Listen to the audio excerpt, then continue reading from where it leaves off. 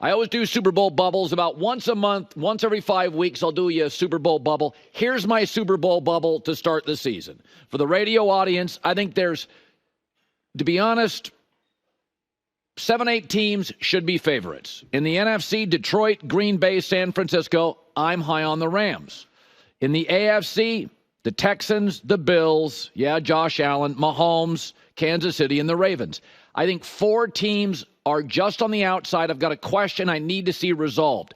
Philadelphia, love the roster, love the quarterback, love almost everything. Ownership, GM.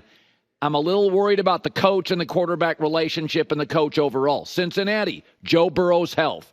I wish I had the Jets defense and Miami's offense as one team, but they're so good at one thing. Jets defense, Miami offense, I'll keep them on the periphery, but there's hope here. So there you go.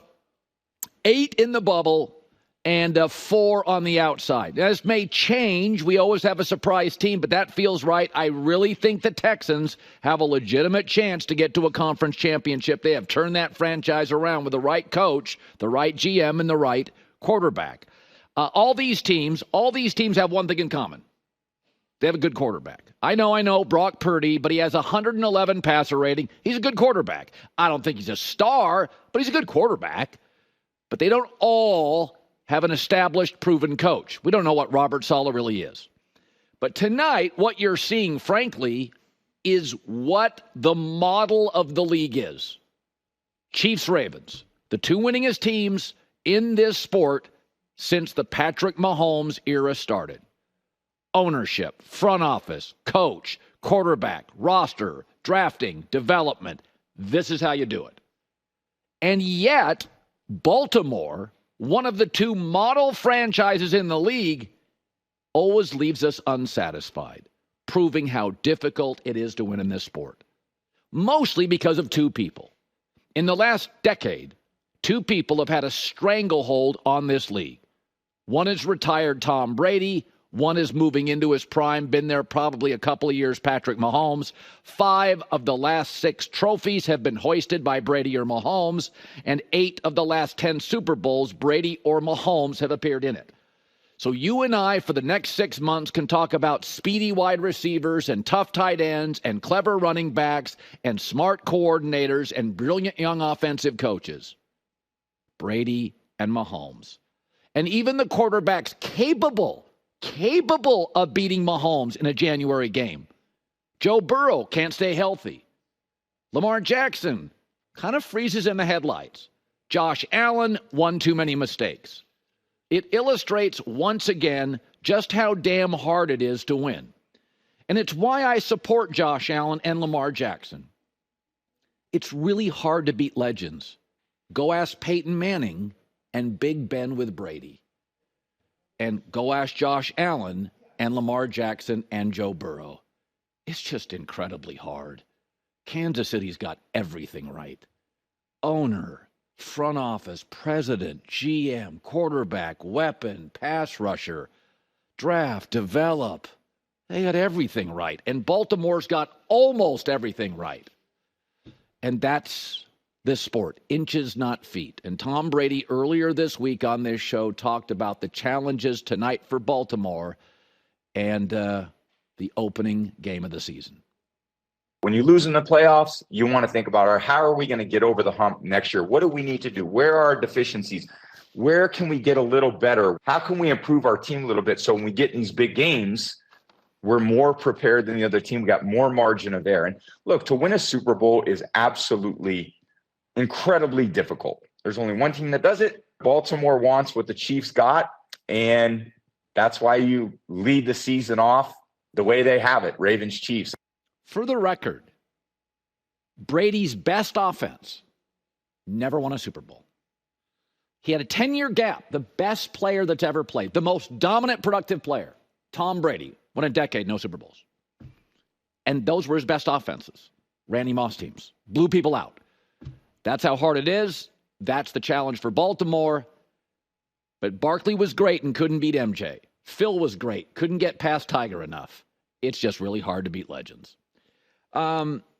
Speaking of legends, right now, the most consistent culture creator in American football, college or pro, is Jim Harbaugh.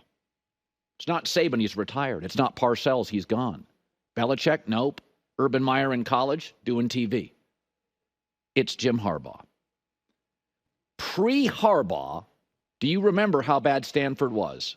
1-11. Oh, they were good at the academic thing. They were horrible at football.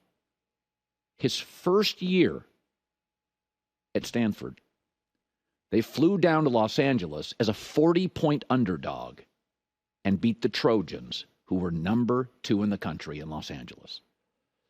The San Francisco 49ers, pre-Harbaugh, had not made the playoffs in 8 years. The roster was a mess. They had no culture. Year 1 with Harbaugh, 13-3, NFC Championship, with a quarterback that was viewed as a bust, Alex Smith. Michigan was a tire fire pre-Harbaugh, 5-7, 1 first-round pick, a left tackle, Taylor Lewan. 1 first-rounder in 4 years, pre-Harbaugh. First year, 10-3. And oh, by the way, this last year, what do they have? 13, 14 guys drafted? Stanford was a disaster. Niners were a disaster. Michigan was a disaster.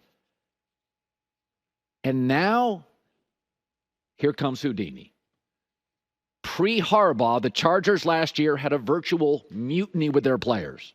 5-12, worst locker room in the league, worst big play defense in the league with a defensive coordinator, and Jim walks into the building. By the way, a brand new building in El Segundo, California. It's gorgeous. And here's the guy that does this better than anybody currently coaching football. He is the greatest repetitive culture creator. But this time, it's not a total rebuild. Khalil Mack, Bosa off the edge. His first draft pick, Joe Alt, best tackle in the draft to go along with Rashawn Slater. Edge rushers, tackles, above average. Oh, Justin Herbert. Nothing against Alex Smith or his first quarterback at Michigan. But Justin Herbert's really good. Jim Harbaugh this week, who was a quarterback in the NFL, I think he's got a little twinkle. He's been very optimistic.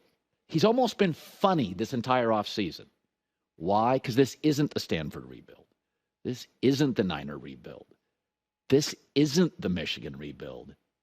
He's got Justin Herbert. He's always reminded me, Jim Harbaugh, a little of the late Steve Jobs. Jobs wasn't the best engineer, right?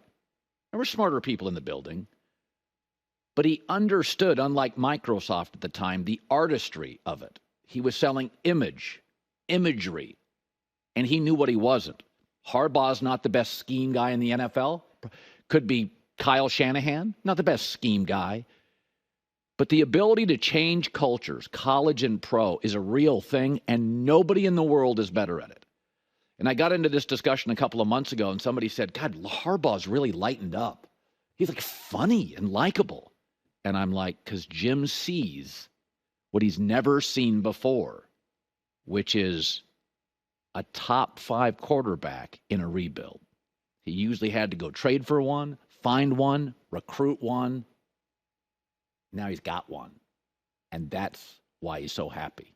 Happier than ever as he embarks on weekend 1 against the Raiders. Hi, everybody. It's me, Uncle Colin. Subscribe here to get the latest from the herd, including exclusive behind-the-scenes videos and more, wherever you may be, however you may be watching. Thanks again for making us part of your day.